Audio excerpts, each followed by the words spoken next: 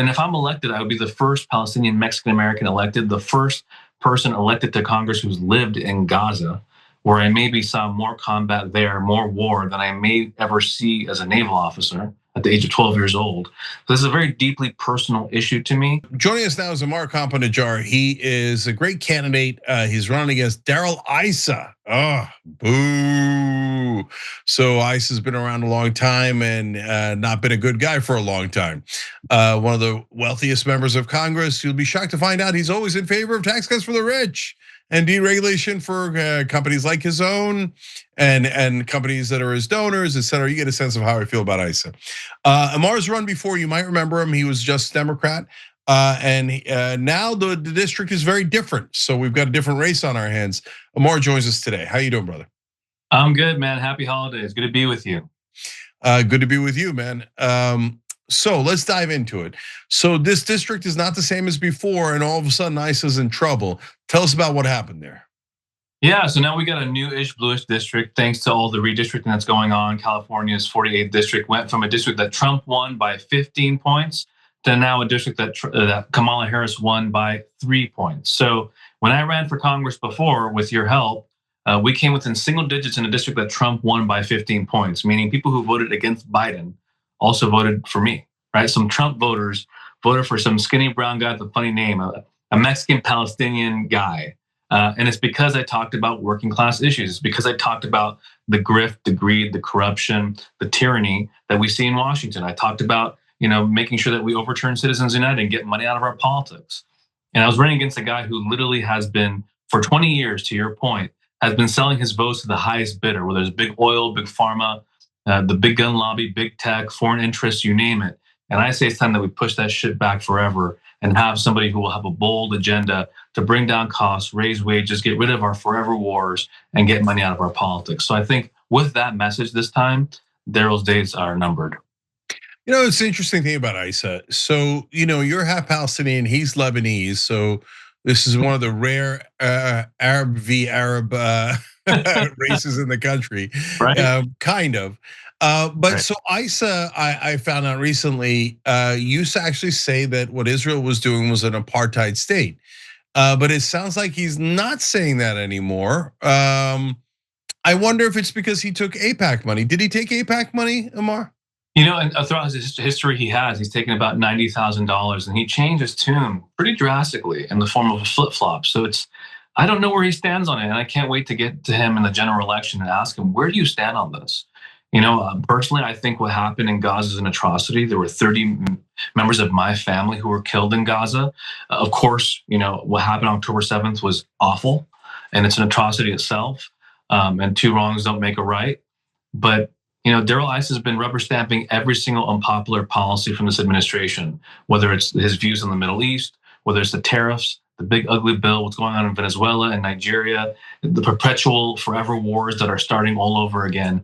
That's been Darrell Issa. And I have to wonder, is it because he's being funded by interests who want to perpetuate war, the industrial military complex, right? And I'm a naval officer, I support the military, but I think that, we need to focus less on the wars that we wage abroad and more on the battles that we have here at home, right? The cost of living, housing, healthcare, groceries. People are being crushed. And there's a lot of Trump voters who have talked to me and they're like, Trump lied to us. And Darrell Issa has been rubber stamping all these policies that make us weaker, sicker, and poorer. And so I think people want a candidate who will put this country first and not the bidding of outside influences. Yeah, you don't take AIPAC money? No. Do you take corporate PAC money? I don't take a single penny of corporate PAC money. In the 7 years that you've known me, never once. Yeah, and that was a rule of just Democrats, and Ammar was part of that as well. So that's huge because then if somebody's working for the voters or if they're working for the donors. I mean, my opinion is Issa, quote unquote, changed his mind on Israel when he got paid to change his mind. And I think Ammar is right. It's not just about Israel, and in that case, he apparently, had some moral misgivings about what Israel was doing, but the money mattered more than his morality, and that seems pretty clear on the record. But it's also on every donor class. So you bring up the military industrial complex, and they've probably given away more than AIPAC has, et cetera. But another issue that's huge, Ammar, these days, of course, in all these and has been for a long time, is things like drug prices, right? Healthcare overall, but drug prices in particular. And so, has Issa done anything to make sure that Medicare can negotiate drug prices? And the fact that he can't is obviously very anti-free market, very anti-capitalist. So a guy pretending to be a capitalist, has he done anything to help the American voters on that? Not a single damn thing. He just keeps lining his pockets and selling his votes to the highest bidder. And I don't take any corporate PAC money at all. I support the idea of allowing Medicare to negotiate all prescription drug prices, not just the few that we got under Biden, all of them. I support raising wages, lowering costs. I support, making sure that private equity firms aren't buying up all the homes. No more forever wars. No more money, big money in our politics. Does it sound familiar? Yeah, it does. And of course, last but not least, paid family leave, so both parents can go to work full time and support a dual income household. So while he's focused on funding the wars that we're waging abroad, I'm focused on the battles that we have here at home. And if I'm elected, I would be the first Palestinian Mexican American elected, the first person elected to Congress who's lived in Gaza, where I maybe saw more combat there, more war than I may ever see as a naval officer at the age of 12 years old. So this is a very deeply personal issue to me. And I think that we need to make sure that our American dollars travel with American values. That's what the Leahy laws are there for. So, when it comes to any of our foreign allies, we should not be sending weapons of war if they are not complying with the rules of engagement and the laws of armed conflict that all of us as military officers here in America have to abide by. I mean, if I did half Netanyahu did, I would have lost my commission. I'd be court-martialed today. So all I'm asking for is for us to live up to the same values and encourage our allies, whether it's Saudi Arabia, the Emirates, or anybody else, to live up to the same rules that we have to live by as American military officers. Yeah, so it is kind of amazing that we just say to our allies, you don't have to follow any of the rules of war, international laws. And yes, we would court martial our own guys if they did what you did, but we're gonna send you money anyway. And so that's the power of the donors. And Ammar, when you first ran, I remember, they were gonna come after you for being a Palestinian, and you were concerned about that and the media reaction. But now, 8 short years later, we have a completely different dynamic where, number one, you're not taking AIPAC money, so instantly people think, okay, well, he's more trustworthy than someone who is, whether they're on the left or the right these days, they think that. And then on top of that, the interesting irony of the moment is that what you were concerned about 8 years ago is now potentially an advantage for you, because even when Republican voters, and definitely independent voters, let alone the left-wing voters, when they see that you're a Palestinian, part of what that triggers is, oh, that brother probably believes in American sovereignty. Like right. America should run itself and not let a foreign government run us. So do you think it's become a slight advantage at this point? If you told me 8 years ago, hey, Mara, wait a minute, in a couple years, being a Palestinian American will be an asset politically, I'm like, you're crazy, Cenk. You're living in a different world. But lo and behold, we do live in that world now. And I think, maybe it's shorthand for Ammar believes in no more forever wars. Ammar has compassion for those who are, struggling in this country. And, and he's gonna punch up against elites and corporate interests. Maybe that's what that means to people. And, I look at Trump and the right, not everybody from the right, some of them are coming along for the ride. But I often look at Trump's rhetoric, and he punches down at the immigrant, the undocumented, Muslims, trans kids. And that's 1% of the population. It's the wrong 1%. You got to be focused on the elites and the oligarchs and the corporate interests and the corporate welfare that's going around this country. And for me, my focus is I'm going to put people first. I'm going to put this country above all else. And those are my policies. And my goal, honestly, if I get to Congress, I'd love to do shuttle diplomacy and help broker a peace deal between the Palestinians and Israelis. My heart breaks when I hear an Israeli child was killed by Hamas. The same way I despair over the killing of an innocent Palestinian child or young or woman or non-combatant by weapons that we sent over, right? My heart breaks. And in fact, I don't think those are mutually exclusive. If you're going to be morally consistent, you need to feel despair for both. And my hope is that we could live in a world where Palestinians and Israelis could live side by side in peace, prosperity, and self-determination. And I'm deeply invested in that kind of future. So I'm in no way saying, screw Israel. What I'm saying here is we need to have peace and prosperity for everybody. And the safety of Israelis is inextricably bound to the safety of Palestinians. As someone who lived there, I'm telling you from lived experience that we need to have peace for both people, not just one side.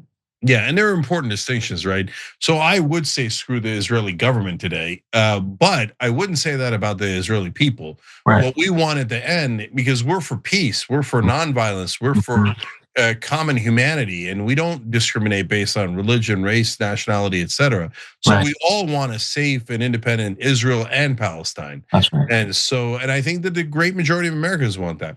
Okay, so now how's the race? Because in the past, as you said, this was a plus 15 district for Trump. So very, very hard to win in that district. Now, current district has changed, current polling from Blueprint Polling. Let me read that to you. In the initial head-to-head, Ammar Campa-Najjar leads Darrell Issa 43-40. Campa-Najjar leads Issa among moderates, 45-26 among moderates. Women 47-38, and voters under 45 years old 46-30. Geographically, he begins with a 15-point advantage in San Diego County, 49-34. After voters heard short biographies of both candidates, Ammar Campa-Najjar's lead expands to 48-40 for Issa. So, that looks pretty good. Good. So first, what's your website? So folks know how to help. So the way we're going to win this race and increase that margin is by people going to our website, going to Ammar, AMMAR, FOR, Congress.com. Pitch in what you can, 5, 10, 15, 20 bucks. I don't take any corporate money, but they are going to be coming after me because I'm out there saying we need to tax the shit out of wealth and not work. We need to raise wages, lower costs. We need to expand healthcare. Look, I'm a military officer. I have TRICARE. It's government-run healthcare, and it works pretty good. So we need to expand more healthcare coverage for more people, no more forever wars, and we have to make peace more profitable than war by investing here at home. Those are the things that I believe in, but those corporate interests are going to be coming after me every single step of the way. They're going to accuse me of being all this shit. They're going to call me a terrorist even though I'm a naval officer serving my country. They're going to say all kinds of stuff. So what I need from you is to pitch into our campaign to help us just get the truth out, because if we do that, we win this race. Yeah, and volunteer and whatever else you can do, because guys, this is all of a sudden, first of all, a lot of seats are in play that were not in play before. Number two, this now is arguably a Democratic district, and Issa is one of the worst guys in Congress. So there's a lot of factors going in here towards Ammar's side. So if you want to help, that makes sense to me. And obviously, you saw his policies were literally nearly identical to the populist plank, which obviously we support here. So that makes a lot of sense to me. Ammar, last question.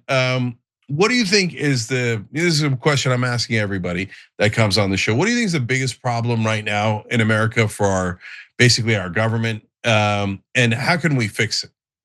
Good question. People keep asking me, Ammar, is our democracy going to save us? And I don't think so. I think we have to save it. And I think the biggest threat to any democracy is apathy. I mean, shit, if every person who believed what we believe actually showed up and voted, we would never have the government we have today. But they just get tuned off. So apathy, I think, is the biggest challenge that we face. Apathy is the reason that we have income inequality. In this state, we're the richest and poorest state in the union. It's the reason that we have a concentration of power, both political and economic, at the top, because the rest of us are just going about our lives. We're too busy. We don't think politics actually has a role in our lives, but it does. It does. So I think the biggest problem is apathy. And what we need to do, and what I need to do, is knock, talk, walk, talk to voters, inspire them, not just by being the opposition party to Trump. God, that's exhausting and tiring. We have to be the opportunity party for working class people with an affirmative message to bring down costs, raise wages, and have a real backbone. And say, we're going to fight for the things that matter. We're going to fight for a populist plank. We're going to fight to lift people up and encourage them to believe that there are people like us who are actually willing to do the bidding of working people, not corporations and special interests. All right, AmmarForCongress.com, and we'll have the link down below in the description box wherever you're watching this. Ammar Campa-Najjar on the precipice of knocking out one of the worst Republican congressmen in my lifetime. So thanks for joining us, brother. We appreciate it, man. Thank you, and I'm really happy to be with the original YouTuber, Cenk. So many years later, good to be with you, man. Thank you, brother. I appreciate that.